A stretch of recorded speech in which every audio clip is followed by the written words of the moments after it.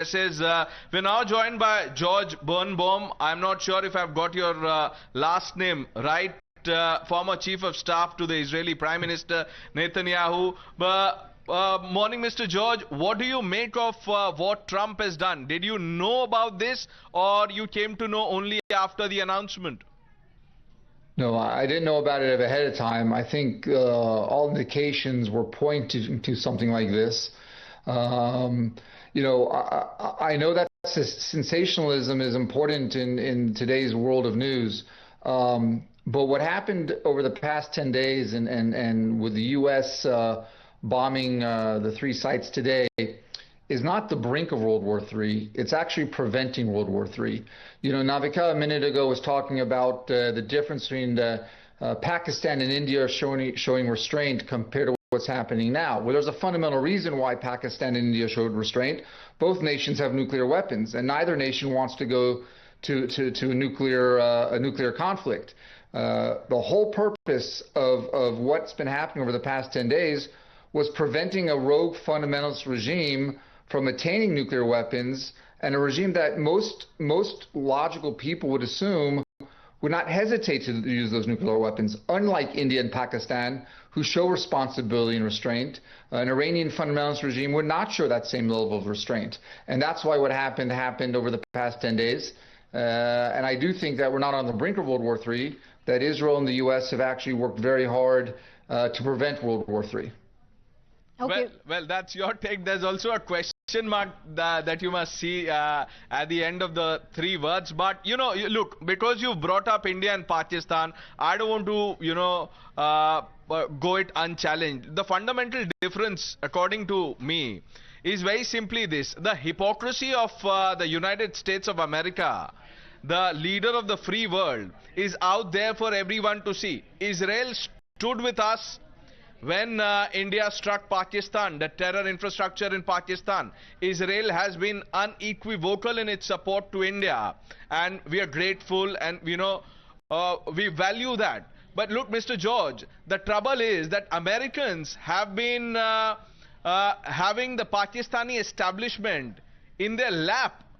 It is as rogue as Iran. In fact, Pakistan is more rogue with a checkered past.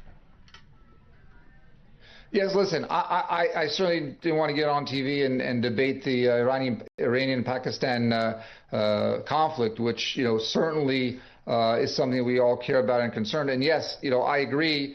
I think Prime Minister Modi has been an incredible leader for India. You know, I think there's a difference between being a leader and being elected a president, or just elected a president or prime minister. There are those that get elected and don't do something with it, and there are those that are elected that do something with it. And Prime Minister Modi has shown exceptional leadership when it comes to India itself, but also regarding the conflict with Pakistan. And I agree with you. You know, just like Qatar has infiltrated and influenced with money and its proxies, U.S. academic institutions, as well as the political institutions, you know, Pakistan acts in a similar way. And I am certainly cognizant of that, and I think it's something we have to call to attention. And I think we always have to make sure that, you know, our friends' best interests are always in mind and put first. Just like America came to the defense of Israel, and it's a strong alliance, I see India as a great friend of Israel, and who should be a great friend of the United States as well. Right. But what now? Let's, you know, address the elephant in the room. Now that the bunker buster bombs have struck Iran, at least 3 nuclear sites have been hit. What do you expect Iran to do? Because the supreme leader Khamenei has said that, look, it's on now. There will be consequences. Yeah. So the question, the answer to that question really depends on how much of Iran's capabilities were degraded over the past 10 days by the Israeli military. I think we can all agree that a significant amount of Iran's long-range ballistic missile capabilities have been eroded. Similarly, their short-range capabilities have been eroded. Not to mention, you know, the 2 greatest threats to this type of action were both the Iranian air defense systems as well as Hezbollah in southern Lebanon. One of the big fears has always been that if either Israel or the U.S. attacked Iran, that Hezbollah would unleash hundreds of thousands thousands of short-range missiles on Israel.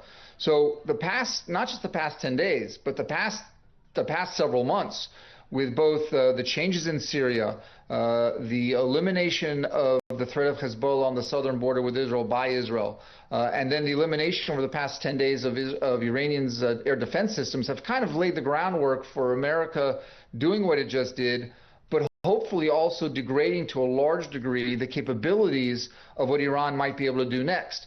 I think the biggest fear is not a large-scale military response by Iran.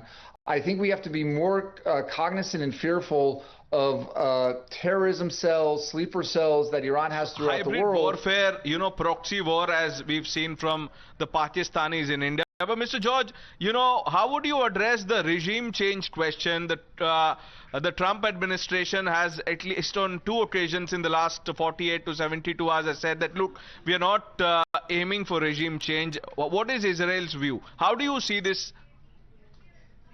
So Israel, of course, would love nothing more than to have a regime change, you know, to eliminate the fundamentalist Islamic regime leadership to something more pragmatic, pluralistic.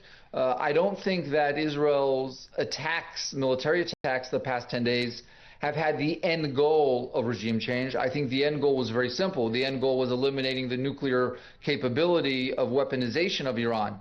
If regime change comes, and I do believe that both Israel and America would like to see regime change, I think that would be welcomed by the Western world. Whether it happens or not, a large part is up to the Iranian people, whether they rise up and say enough is enough.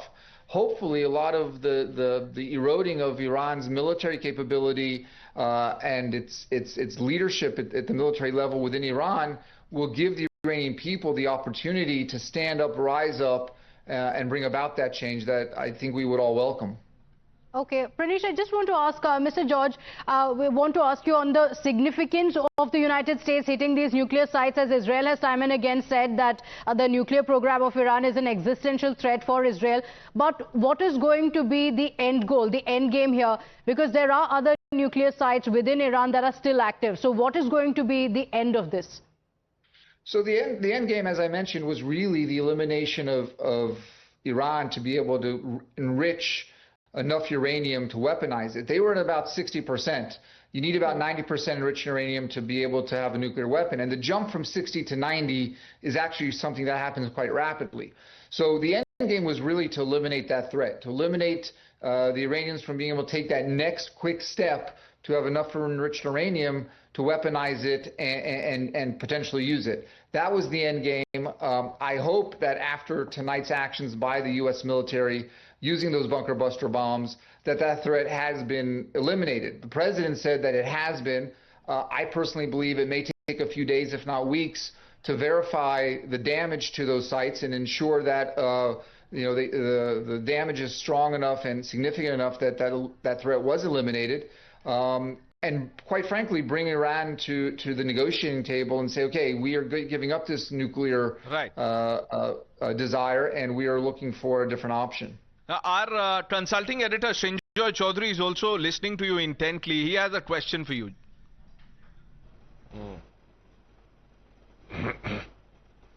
So, first of all, you spoke about verification.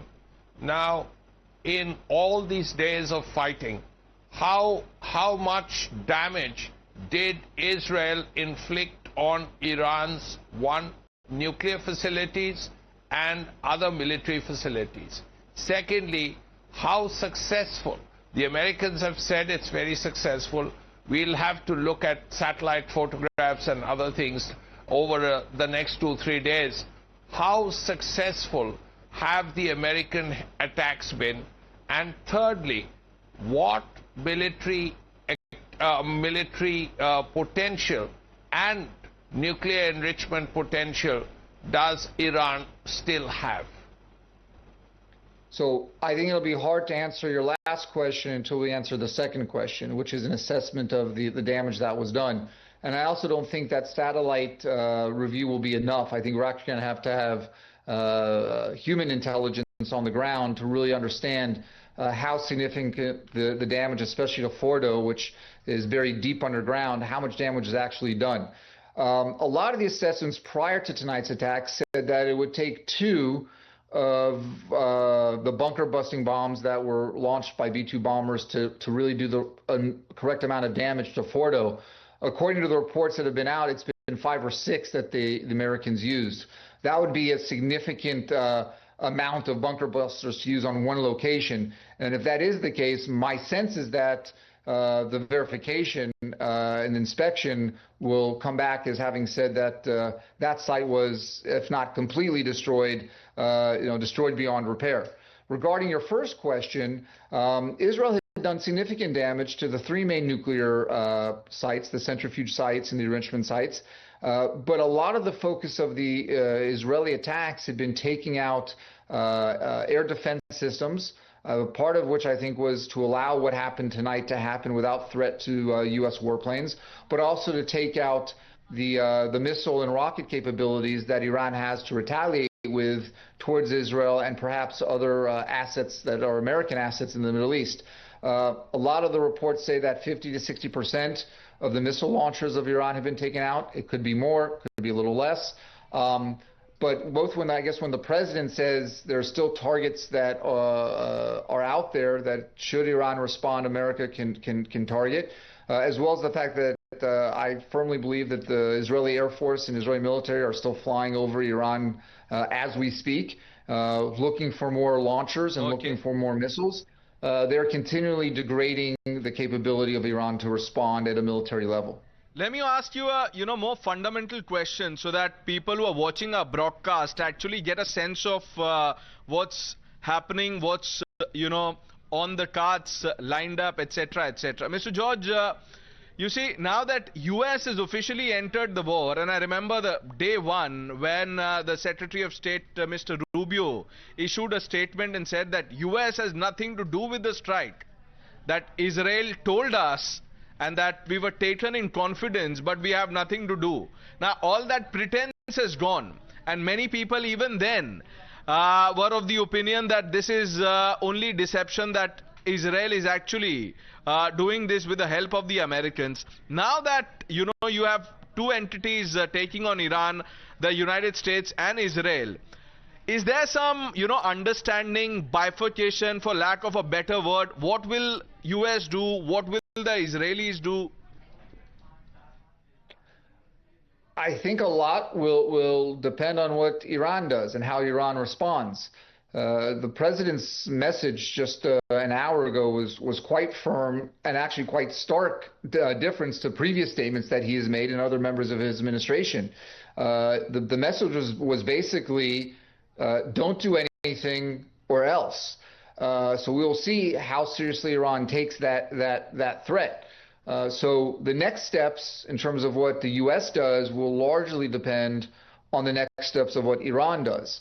As I mentioned a moment ago, I do believe that Israel will continue to fly over the skies of Iran, continue to make sure that any threats, whether they be missile launchers, missile facilities, drone launches, are eliminated. I think that continues for a while. But in terms of the U.S.'s response, a lot will depend. In fact, I think most of it will depend on what Iran does next.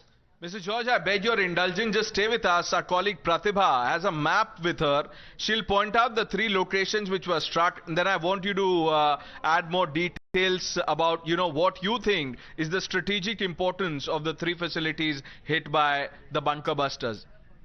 So here's what we know. Let's break it down for you and get the details for